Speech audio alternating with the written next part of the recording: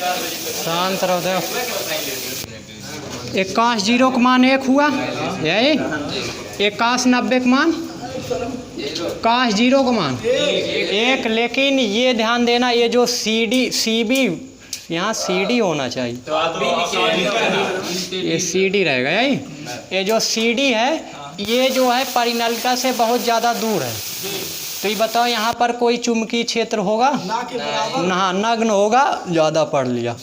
ये जो आपका चुंबकीय क्षेत्र होगा ये काफ़ी नलिका के क्या है, दूर है। तो ये आपका क्या होगा, यहाँ जो चुंबकीय क्षेत्र होगा वो बहुत कम होगा। अरे ये तुम्हारा अगर चुंबक है, तुमको यहाँ खड़ा कर दें और चुंबक यहाँ है, तो इससे तुम प्रेरित होगे, इससे आकर्षित होगे। पागल देखो अगर ये तुम्हारे जितने तुम इसके जितने पास आओगे, उससे उतने ज़्यादा क्या होगे, प्रेरित होगे, आकर्षित होगे। क्या मतलब पगलेट कल स्कूल ना गए होते तो ना प्रेरित होते। बच्चा लोग स्कूल छोड़ दो ना, बिगड़ जाओगे। देखो हाँ, शांत रहो, शांत रहो। इससे जितने दूर जाएगा, ये CD जितने दूर जाएगा उतने चुंबकीय क्षेत्र की तीव्रता क्या होगी, कम। यानी दूर है, बाहर है काफ़ी नलिका से, तो यहाँ चुंबकीय क्षेत्र की तीव्रता ना के बराबर होगा। यानी इसको क्या ले सकते हो, 0 लगभग, ठीक है। और इसका तो 0 होगा। बचा का केवल बचा vector B into dot vector DL is equal to का बचा AB वाला। ये बताओ इसका समाकलन, DL का समाकलन क्या होगा, कुछ इसकी लंबाई होगी, L ले लो, ठीक है। तो ये हो जाएगा का B इंटू L, यही हो जाएगी परिनलिका के कारण क्या, चुंबकीय क्षेत्र की तीव्रता B इंटू क्या L। B क्या है, चुंबकीय क्षेत्र है, ठीक है। और L क्या है, इस परिनलिका की क्या थी, परिनलिका में ये आपकी छोटा सा क्षेत्रफल जो लिए थे उसकी क्या थी, लंबाई थी। ऐसे L जोड़ डालोगे पूरा आ जाएगा टोटल, ठीक है। तो ये आपका था लंबी परिनलिका के भीतर उत्पन्न चुंबकीय क्षेत्र, ठीक है। तो पहले इतना नोट करो, फिर आगे देखते हैं इसमें।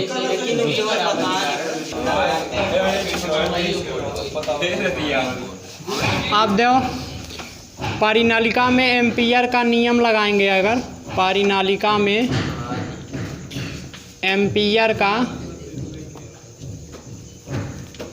परिपथी नियम लगाने पर, नियम लगाओगे तो क्या होगा, सूत्र था vector B dot vector DL बराबर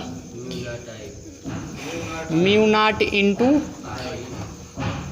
I नॉट।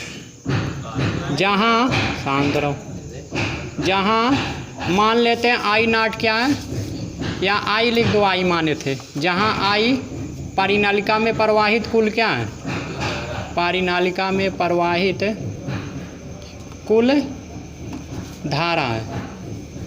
किसी की दिक्कत है यहाँ तक, भी एक बार फिर से देख लेंगे। जहाँ I जो है परिनलिका में प्रवाहित क्या है, कुल धारा है, ठीक है। ये सूक्ष्म क्षेत्रफल L था, यही देखो I प्रवाहित कुल धारा। तो अब हम जानते हैं माना परिनालिका के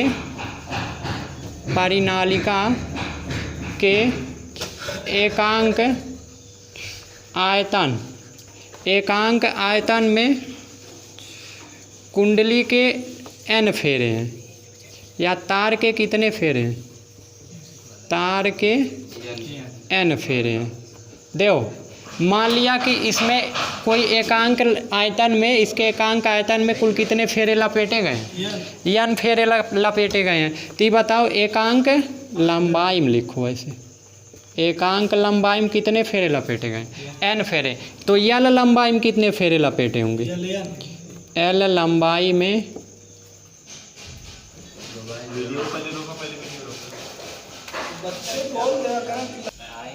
देखो अब उसको का बंद कर लिया। माना परिनालिका के एकांक लंबाई में तार के कितने फेरे हैं, L लंबाई में फेरों की संख्या कितनी होगी, L लंबाई में फेरों की संख्या बराबर NL, यही तो होगी। ये बताओ एकांक लंबाई का मतलब एकाक लंबाई में, ठीक है। तारों के n फेरे हैं तो l लंबाई में कितने फेरे होंगे, n होगा। अभी इसको और अच्छी तरीके से समझते हैं। जैसे देख लो, मान लो 1 मीटर में इसके 10 फेरे हैं। 1 मीटर में कितने फेरे, 1 मीटर लंबाई मान लो 10 फेरे हैं। ये बताओ कुल मान लो कुल लंबाई इसकी 20 मीटर है, तो 20 मीटर में कितने फेरे होंगे, 200। वही माना गया एकांक लंबाई में कितने फेरे, यानी 200 कैसे आया, इसका क्या किए, गुणा। तो ये 20 मीटर लंबाई में ना पूछे, अगर यल लंबाई में पूछे तो n गुणे का हो जाएगा यल। अरे जैसे 1 मीटर में 20 था या 10 था, तो 20 मीटर में कितना होगा, 1 मीटर में 10 फेरा है, तो 20 मीटर में क्या फेरा, 20 दहा में, वही 10 के स्थान पे हम क्या मारे n, और यहाँ 20 के स्थान पे लंबाई कितना l, तो n गुणे कितना होगा यल। वही बचपन वाला है, ठीक है, कि 1 संतरे का दाम फलाने रुपये, 20 संतरे का दाम ढकाने, जो भी होगा, ठीक है। दो तो यल लंबाई में फेरों की संख्या n होगा। तो बचपन में एम्पियर का नियम पढ़ने लगा था का बच्चा, देखो पैदा होता है।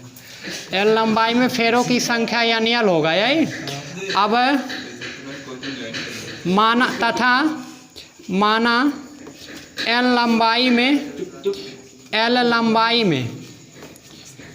लंबाई में प्रवाहित धारा बराबर, मान लेते हैं एल लंबाई में प्रवाहित धारा कितना है, I0 है। पूरे में तो I बह रही है, पूरे पैनल को हम कितनी धारा जा रही है, कुल मिला के I जा रही है। लेकिन मान ले रहे हैं कि आपका एकांक लंबाई में या फिर यल लंबाई में, जो ये लंबाई लिए थे छोटी सी, इस लंबाई में कितनी धारा बह रही है, I0। तो ये बताओ I0 बराबर किसके होगा, I0 ना निकालो, हाँ सही है। I बराबर किसके होगा, कुल धारा किसके बराबर होगा। अगर हम यल लंबाई में I0 धारा बह रही है और कुल लंबाई कितनी, कुल फेरों की संख्या कितनी है, यानी यल टोटल गुणा कर दें तो क्या आ जाएगी, कुल धारा आ जाएगी। ना समझ में आप, एल लंबाई में I0 धारा बह रही है, ऐसे कुल कितने संख्या है फेरों की संख्या n l, ऐसे यल कह के कितने लंबाई है n l। तो एक यल लंबाई में I0 है तो n l लंबाई में कितनी होगी, I0 गुणे n l होगा। समीकरण इसको मान लो कहाँ गया, 1, इसको मान लो 2, ठीक है। अब ध्यान देना, हाँ यहाँ पर ले जाके I का क्या रख दो, मान रख दो, ठीक है। देखो I का मान रखोगे अगर तो क्या बनेगा, इसको मानो समीकरण 1, इसको मानो 2 और इसको मानो समीकरण का 3, ठीक है। समीकरण लिखिएगा कहाँ से, 1 2 व 3 से। कहाँ लिखा है, दिख रहा है, ऊपर आ जाते हैं। अरे यहाँ इसको तो लिख ही लिए हो, देखो यहीं लिख देते हैं। समीकरण 1, 2 व 3 से, यही। ये बताओ ये समीकरण A2 यही तो है, इसके स्थान पे रख सकते हो।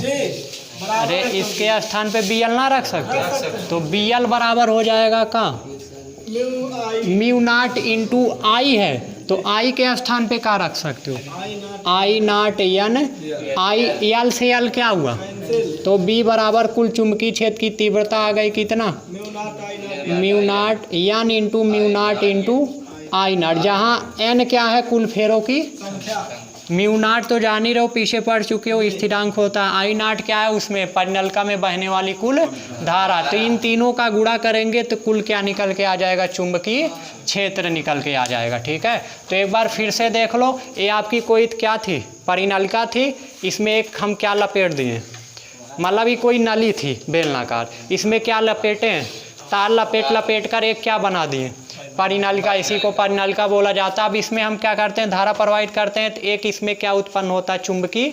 मान लें कि इस धारा इस प्रकार जा रही है, चुंबकीय क्षेत्र की दिशा कुछ इस प्रकार है, जिस तरह आपके तार को दिखाया गया, ठीक है। कैसे निकालेंगे, वही पीछे वाला रूल लगा के, दाएं हाथ के अंगूष्ठ का नियम या हथेली का नियम, कोई नियम लगा सकते हो। अब देखो इसमें ध्यान दीजिएगा, अगर हम कुल चुंबकीय क्षेत्र की तीव्रता निकालना चाहते हैं तो मान लिए कि इसमें पहले क्या है, एक छोटा सा भाग है, छोटा सा बीच में एक नलिका का बीच में एक क्या छोटा सा टुकड़ा है, ठीक है।